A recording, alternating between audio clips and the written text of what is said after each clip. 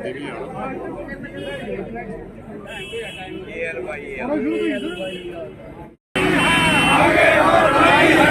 तो ये अंगड़ाई है, अभी तो ये भारत माता की, भारत माता की, सैनिक एकता, सैनिक एकता, सैनिक एकता, सैनिक एकता, अभी तो ये अंगड़ाई है, अभी तो ये अंगड़ाई है, अभी तो ये अंगड़ाई है।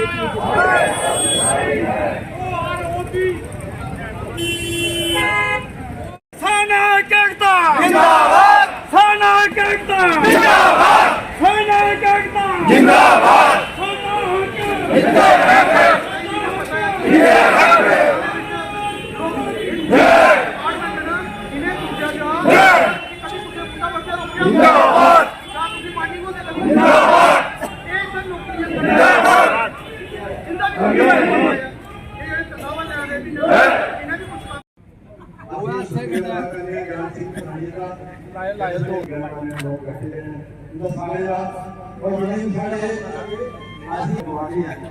सारी लड़ाई लड़ी है नौजवान साढ़े अगे बच्चे साढ़े किसान जवान अज तुसीं आखी सिर्फ अपने विद फैमिली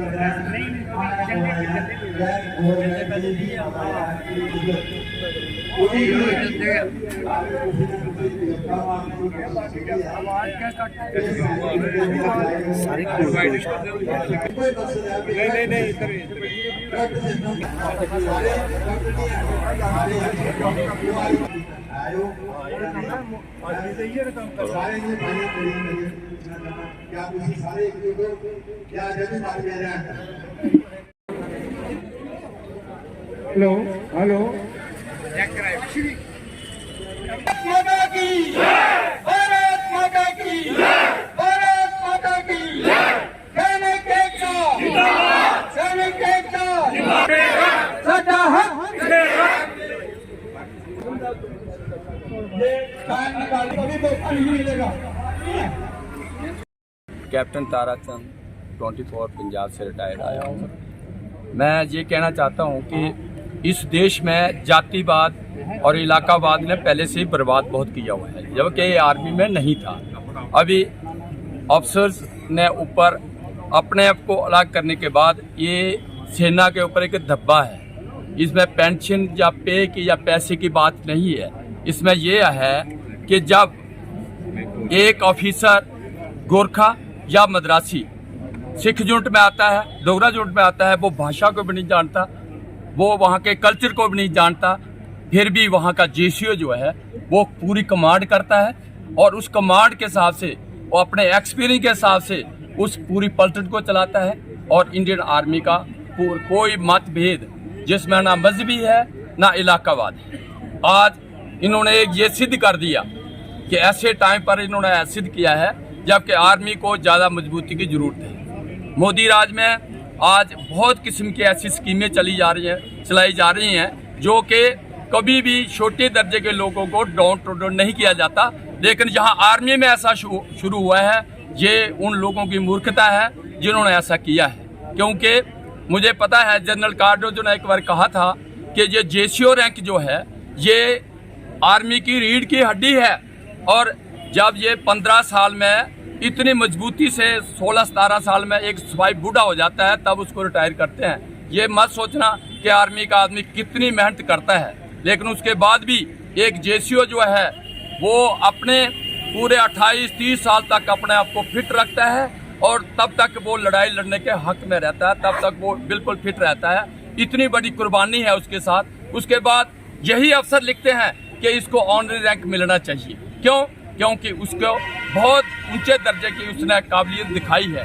जो कि ऑफिसर डायरेक्ट आता है वो सिर्फ बातों के आधार पर आता है, एजुकेशन के आधार पर आता है, लेकिन 5-10 साल के बाद वो चला जाता है, 15 साल के बाद चला जाता है। और मैं ये भी बताना चाहता हूँ मोदी जी, ये 13 साल के बाद कोई भी ऑफिसर फॉरवर्ड में लड़ाई नहीं लड़ता है। खास करके ऑनरी कैप्टन से लेकर के जो लेफ्टिनेंट कर्नल जो 13 साल में बन जाता है उसका इतना डिस्टेंस रखा 58,000 का, ये बहुत गलत है।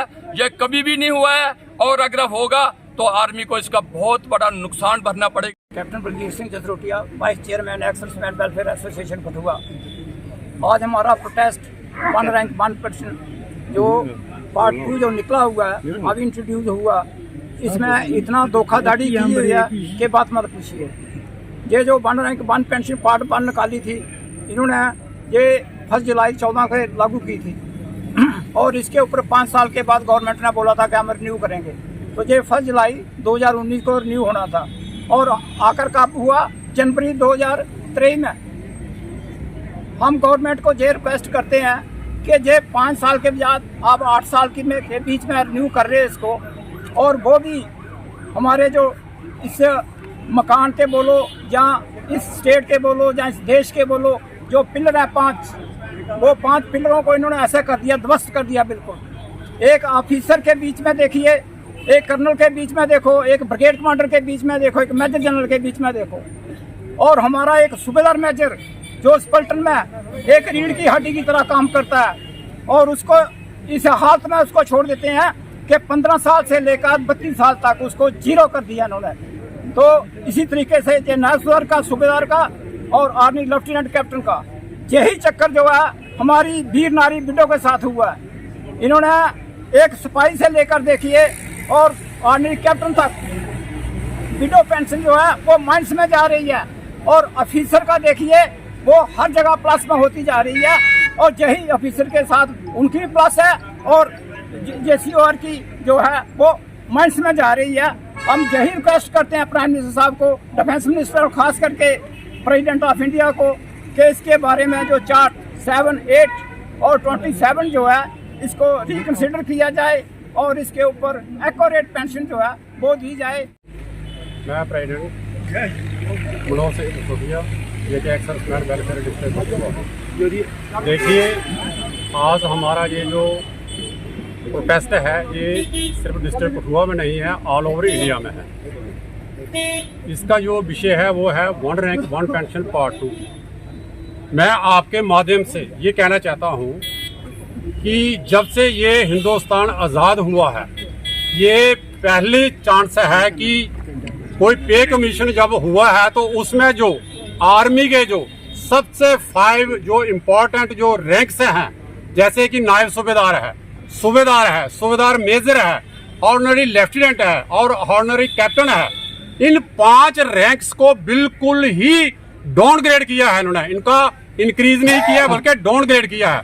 और उससे भी ज्यादा शर्म की बात यह है कि जिन बच्चों ने इस देश के लिए कुर्बानियां दी हैं, किसी के वो बेटे थे, किसी के वो पति थे, और बड़ी मासूम उम्र थी, छोटी छोटी उम्र, 22-23 साल की उम्र के या 25 साल की उम्र में, जितनी भी हमारी उनकी बार विडोज हैं, चाहे वो मदर हैं, चाहे वो उनकी फैमिली है, उनका इन्होंने बिल्कुल भी इंक्रीज नहीं किया। तो किस तरीके का ये पे कमीशन है, हमें ये समझ नहीं आ रही है। तो इसके विरोध में आज जितने भी हैं हमारे डिस्ट्रिक्ट कठुआ में, ऑल ओवर इंडिया में, हर डिस्ट्रिक्ट के ऊपर में इस तरीके का प्रोटेस्ट है। तो मैं ये कहना चाहता हूँ गवर्नमेंट से, ऑनरेबल अपने प्राइम मिनिस्टर साहब से, ये मैं कहना चाहता हूँ कि आपने जो 1 रैंक 1 पेंशन पार्ट 2 जो अभी जो इम्प्लीमेंटेशन किया है, इसका दोबारा रिकंसाइलेशन कीजिए, ताकि ऐसा ना हो कि पूरे हिंदुस्तान में एक तरीके का ये इसका इतना प्रोटेस्ट हो जाए कि कहीं इसको संभालना मुश्किल हो जाए। मैं ये कहना चाहता हूँ कि देश की रक्षा करने वाले कौन है? जितने भी ये सिपाही हैं, जितने भी NCO OR रैंक के हैं, यही देश की रक्षा करते हैं, यही सुरक्षा करते हैं, और इनके साथ इस तरीके का धोखाधड़ी हो रहा है, ये हमें कभी भी बर्दाश्त नहीं होगा। इसलिए मेरी यही रिक्वेस्ट है, मंथन हो और इसका प्रॉपर जो है दोबारा इम्प्लीमेंटेशन हो। जय हिंद, जय भारत। मैं कैप्टन ज्ञान Singh Pathania, chairman ex servicemen welfare association Kathua. देखिए, आज समस्त भारत में, पूरे हिंदुस्तान में, सिर्फ कठुआ में नहीं बल्कि समस्त भारत में धरना हो रहा है। एक फौजी आदमी, एक्सर्विसमैन, जिन्होंने इस देश के लिए, जैसे मेरे माननीय कैप्टन ताराचंद साहब ने जो फरमाया है, बताया है, एक अगर फौजी आदमी सड़कों पर आए एक्सर्विसमैन, तो मैं कहता हूँ इससे बुरा और कोई नहीं हो सकता। हम लोग जो इस देश की भारत माँ की दीवार रहे हैं, भारत माँ के लिए तान मान सबको समर्पण करते रहे हैं। एक जब शहीद होता है तो वो ये नहीं देखता कि मेरी पत्नी पीछे रह गई है, मेरा बाप पीछे है या मेरा भाई पीछे है। उसका एक ही ध्येय होता है, एक ही सोच होती है कि मैं भारत माता के प्रति किस प्रकार का जो मेरा कर्तव्य बनता है उस कर्तव्य निष्ठा से मैं पीछे नहीं हटूं। उसका एक ही सोच रहती है। लेकिन आज जो कुछ हम देख रहे हैं, जो कुछ हो रहा है, वो मैं कहता हूँ बड़ा हैरत का विषय है, बड़ा दुख का विषय है कि जिन लोगों ने इतनी बड़ी सैक्रिफाइस दी है, हमारी माताएं बहनें हैं, अगर इनकी पेंशन में मैं कहता हूँ एक तो अगर एक ऑफिसर मैं सामने भी बोलूँगा कि थोड़ा नहीं 20-20 हज़ार का फर्क है, और इसमें मैं ये भी बोलूँगा कि हमें धोखा देने वाले कौन हैं। राणा प्रताप ने बोला था, उस वक्त बामा शाह ने पूछा था, उन्होंने कहा था ना तीरों ने मारा ना बानों ने मारा, ना तीरों ने मारा ना बानों ने मारा, जब भी मारा अपनों ने मारा। ये जो कुछ क्या क्या वेरिएशन है जिसको आप ठीक करते हैं? वेरिएशन तो सब है। उसमें हमारी जो डिमांड है, जो हमारा आरओपी जिसको हम बोलते हैं 1 रैंक 1 पेंशन, उसमें कंप्लीटली दिया ही कुछ नहीं है, कुछ नहीं दिया है। उसमें मतलब 1 रैंक 1 पेंशन में हम कहते हैं we should have the justification to be given to everybody. हमें कुछ नहीं रखा, पेंशन घटी है।